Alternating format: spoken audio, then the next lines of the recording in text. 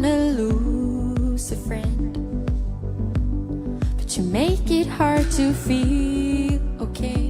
Oke, yuk malam guys, balik lagi di Sanskuy. Dan kali ini bukan di Spurs Takeover. Kita nggak main Spurs dulu hari ini. Kita akan jeda dulu. Dan di jeda hari ini aku pengen ngomongin satu hal tentang transfer saga Harry Kane ya. Jadi seperti yang kalian udah tahu dari hari Senin malam kalau di kita ya, berarti Senin pagi kalau di Inggris, di London, Harry Kane nggak balik ke training ground. Jadi dia nggak muncul, yang seharusnya dia muncul hari itu. Jadi itu adalah waktu dia hari pertama untuk training.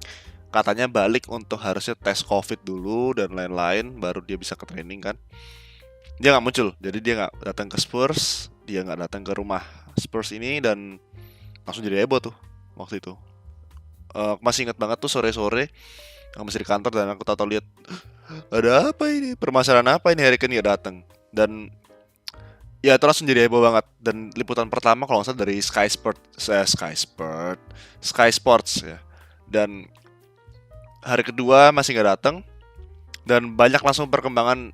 Ada yang bilang, wah ini waktunya Harry Kane, dia memaksa pindah ke City, terus ini caranya dia mau kerja biar Daniel Levy mau ngejual dia dan lain-lain. Mungkin dalam video singkat ini aku cuma ngomong sedikit dan mencoba gimana sih apa ya saya bahas dari banyak macam sisi, dari segala sudut lah. Sebenarnya ini satu agak menyedihkan karena aku sebagai fans Spurs juga. Jadi buat yang teman yang belum tahu, aku emang fans dari Spurs. Jadi dan makin paham itu sejak kalau kalian ingat tuh Harry Kane tuh masih pemain muda lah anggapannya. Jadi dia ngalamin beberapa kali di loan keluar untuk dapetin jam terbang, termasuk ke Leyton Orient.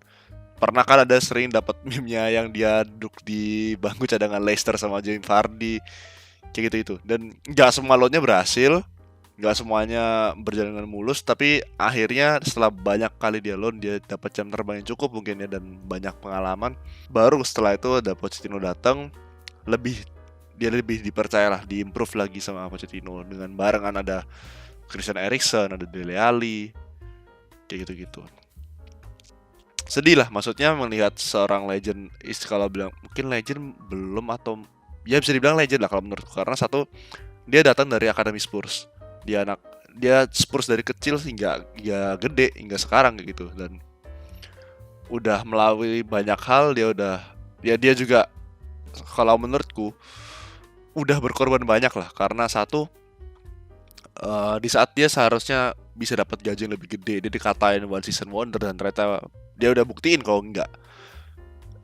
Ya gaji dia kalau menurutku itu masih kecil lah. Dia sekarang di kontrak terakhirnya tahun 2018, dia tuh kan sign perpanjangan kontrak sepanjang 6 tahun kalau nggak salah.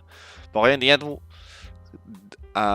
kontrak ini yang membuat dia bertahan di Spurs hingga tahun 2024, ngikat dia lah dengan gaji 200.000 pounds kalau nggak salah per week. Kalau tanya pemain-pemain mungkin yang sekelas dia, yang striker kelas dunia lain kayak Lewandowski, itu kayaknya sih nggak mungkin dapat segitu. Maksudnya dalam artian itu masih di bawah rata-rata lah kalau harusnya sekelas dia kayak gitu. Sedih melihat dia harus kayak gini. Maksudnya ini bukan kayak Harry Kane yang selama ini aku tahu dan aku ya bukan kenal juga ya, yang aku tahu dan aku ikutin selama inilah.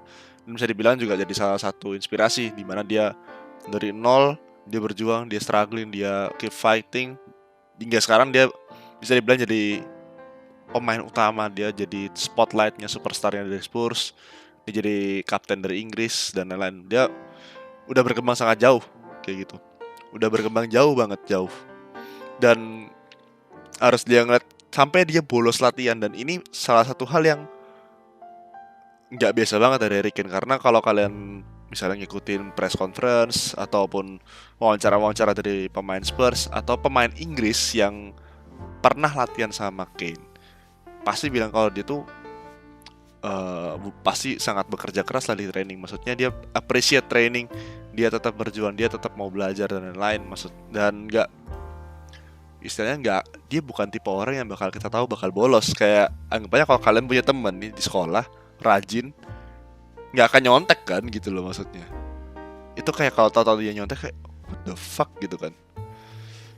Ya kurang lebih kayak gitu.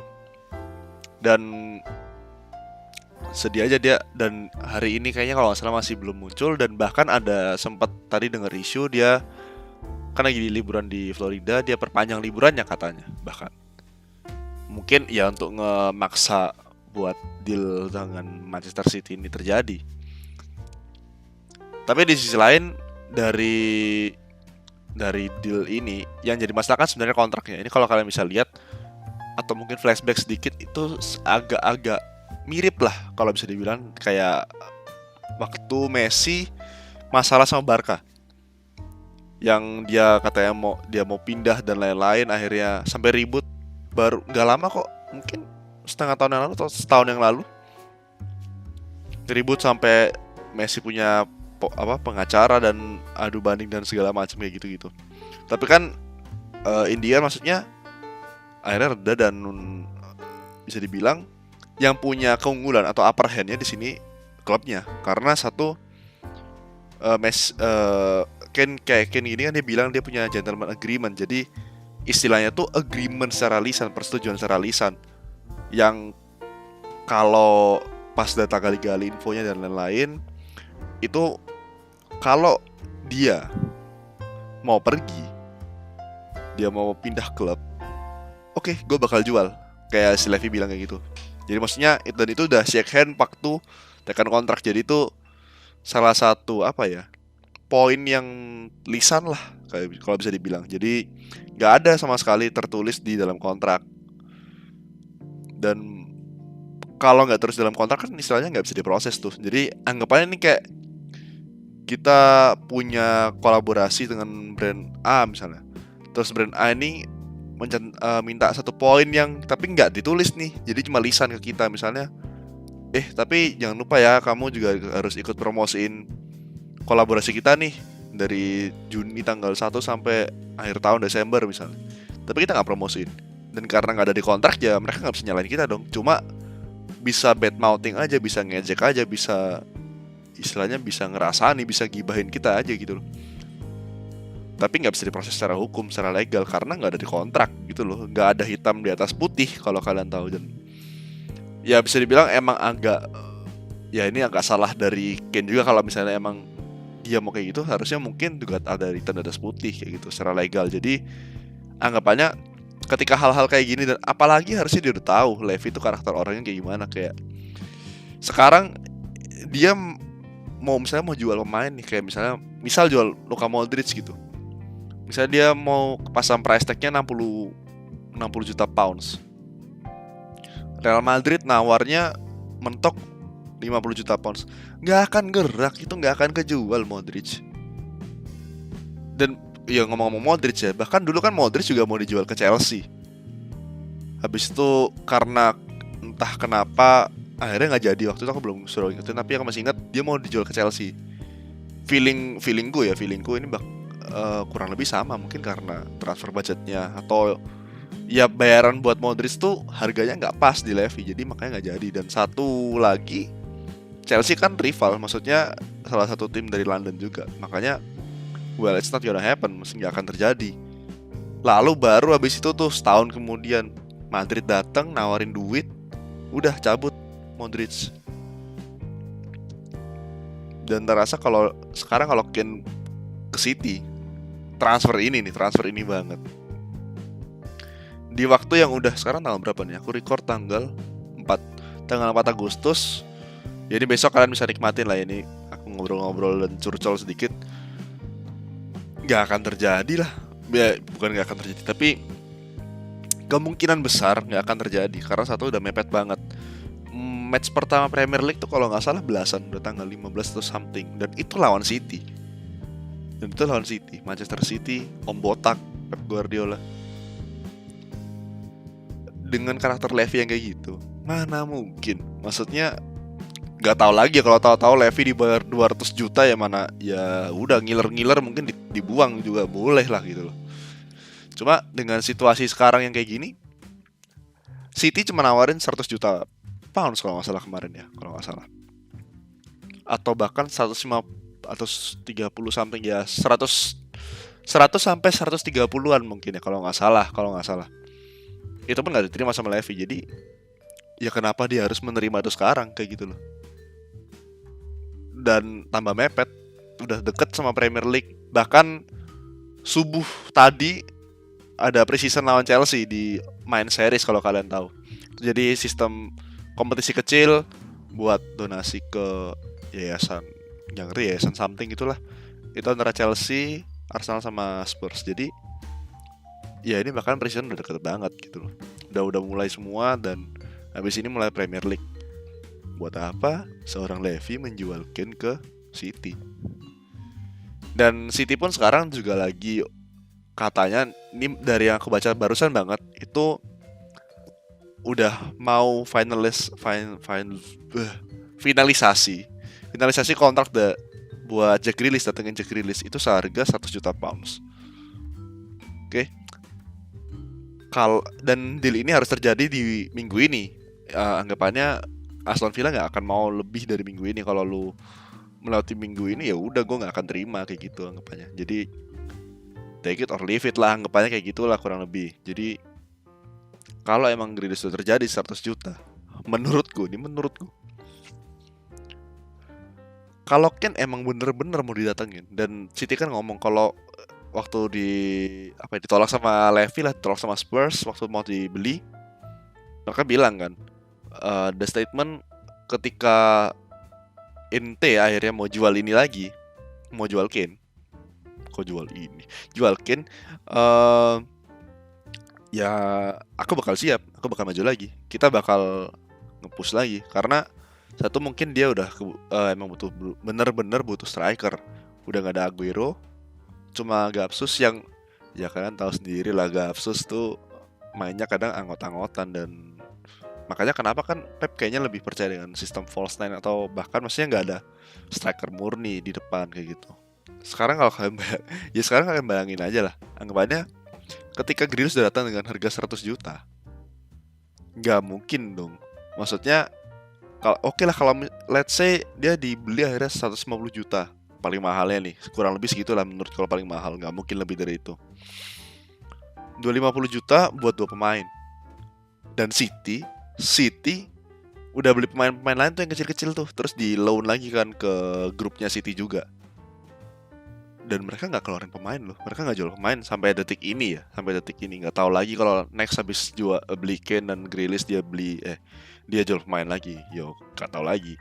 Tapi sejauh ini kan dia belum jual pemain.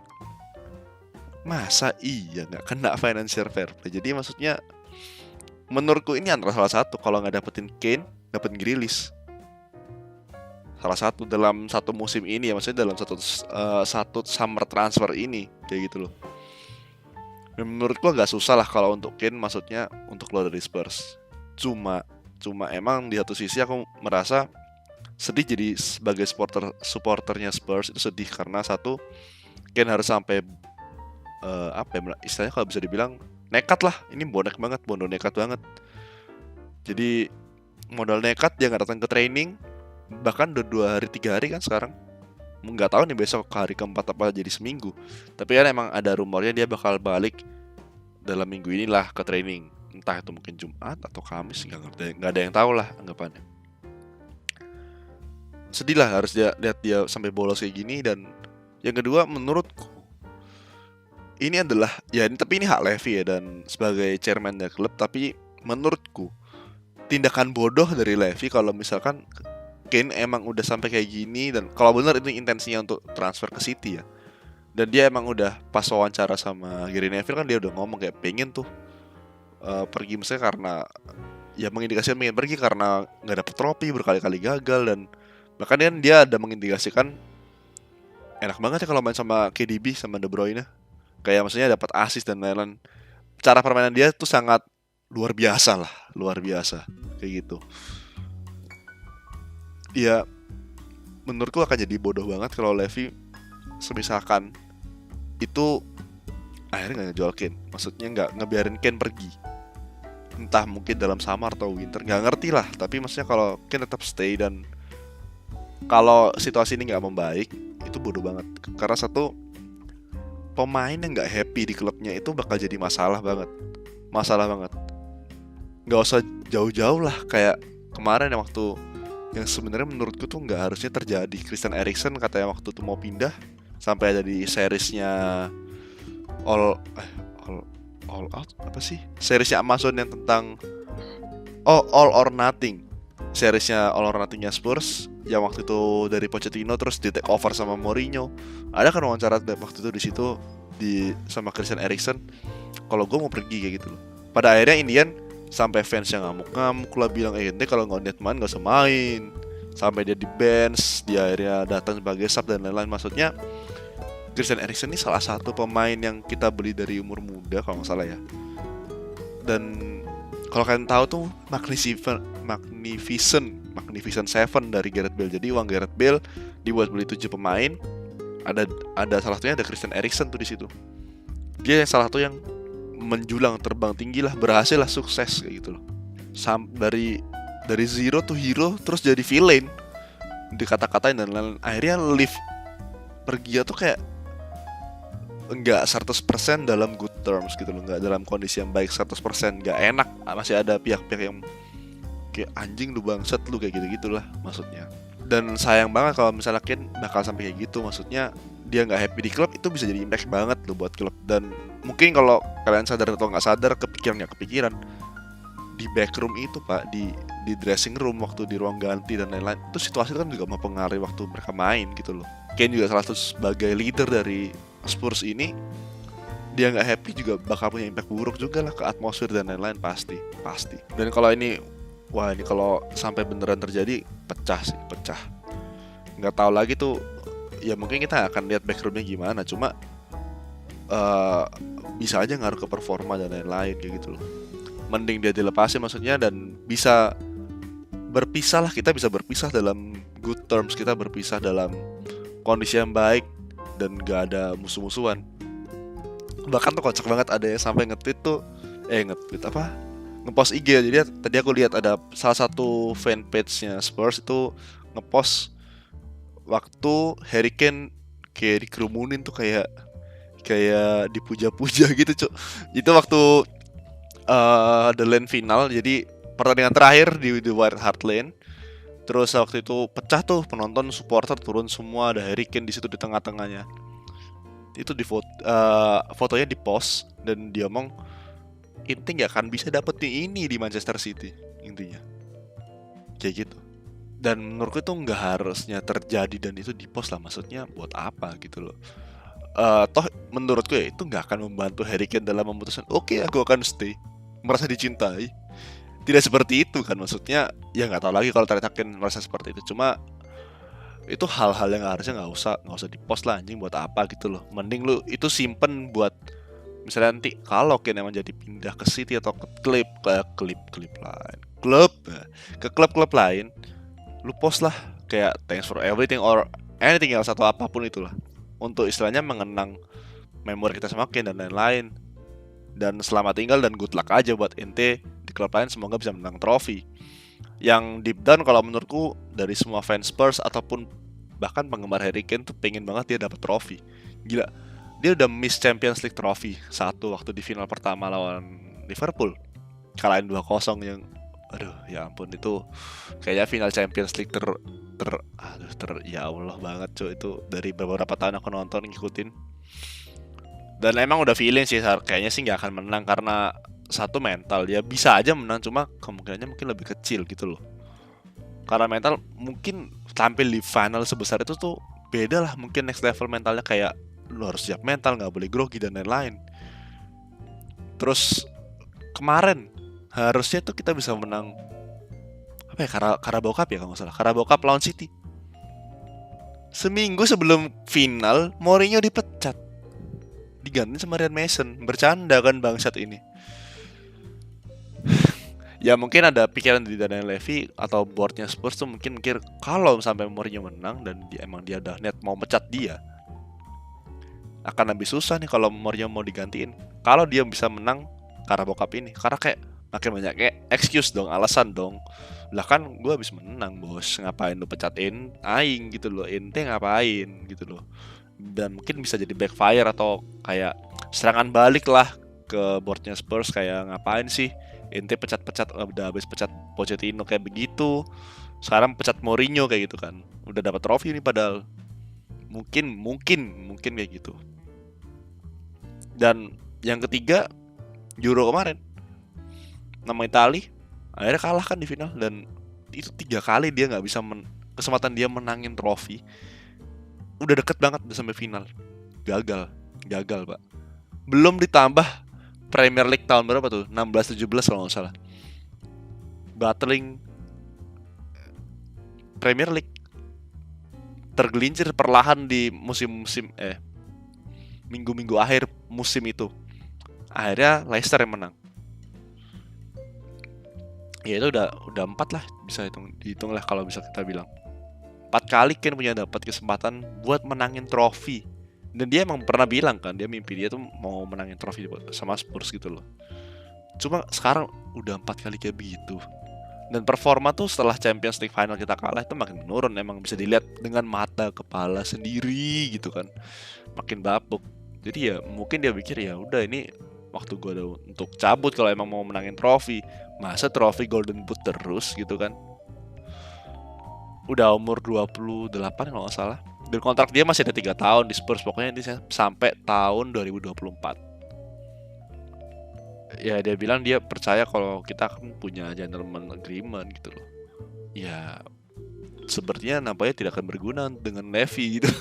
Yang kalau bisa dibilang matre lah gitu loh. Jadi dia emang ngincer duit banget. Dan ya sekarang bayangin aja gimana nggak dia move fans kalau sampai, maksudnya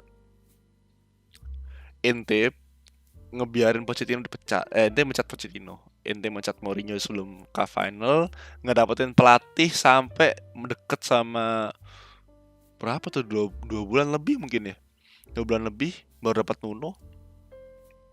Terus kocaknya lagi sekarang nggak ngebiarin Kane pergi. Terus nanti kalau akhirnya dia ngebiarin Kane pergi mepet sama mulai musim, nggak dapat penggantinya, itu kan lebih pecah lagi udah. Mungkin beberapa fans Spurs garis keras yang sebenarnya aku juga tahu kayak ngikutin fanpage, mereka bilang kayak mending Kane jangan pergi gitu loh, karena siapa lagi kalau bukan Kane yang ada di depan. Ya menurutku mungkin agak beda, mending Kane pergi sekarang dan lu cepetan cari pengganti gitu loh. Dan ini hal yang cancer banget lah. Tim mana, tim ya kalau bisa dibilang mungkin Big Six atau ya tim klub-klub mana yang kayak Arsenal, Chelsea, MU, City, Liverpool nggak punya backup striker, bos.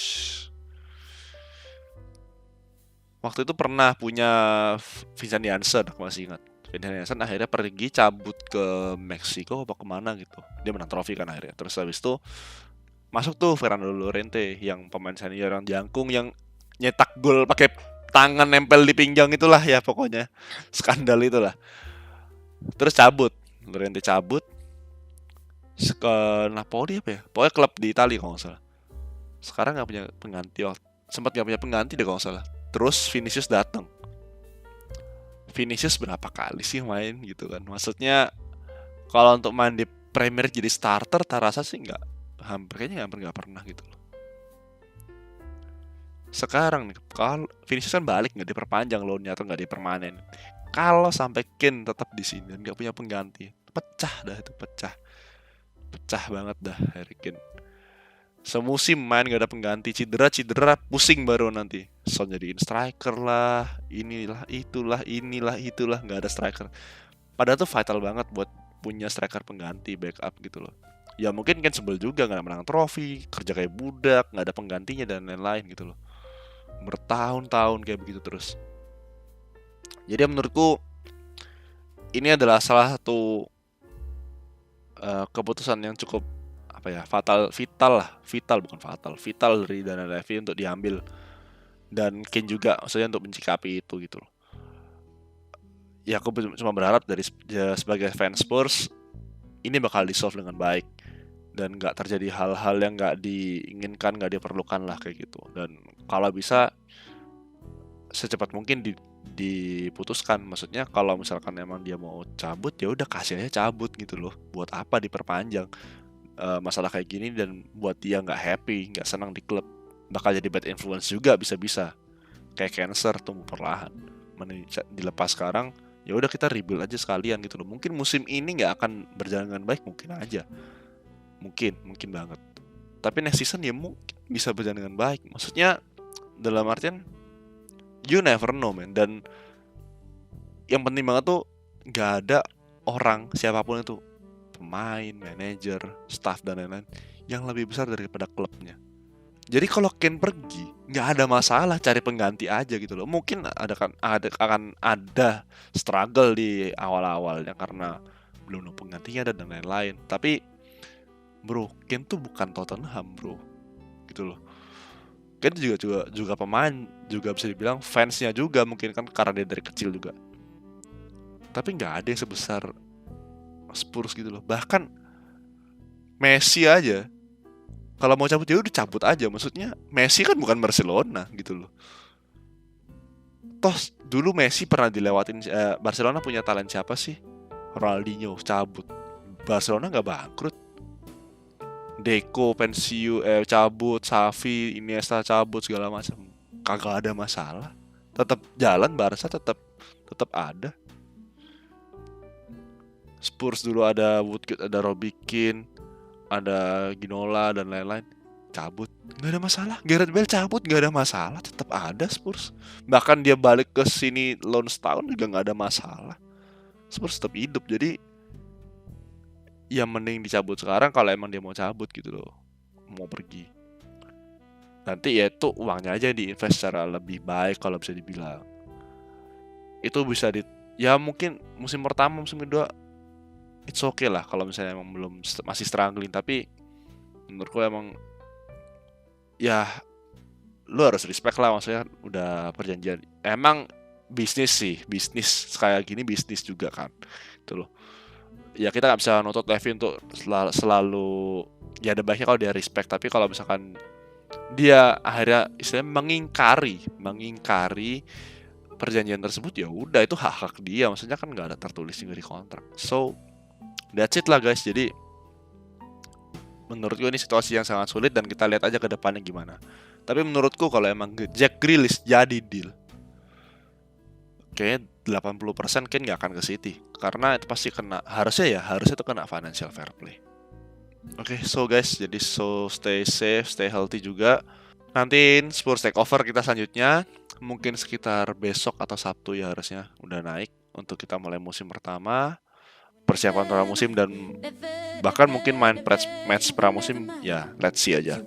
So, Sanskui, sign out, dadah.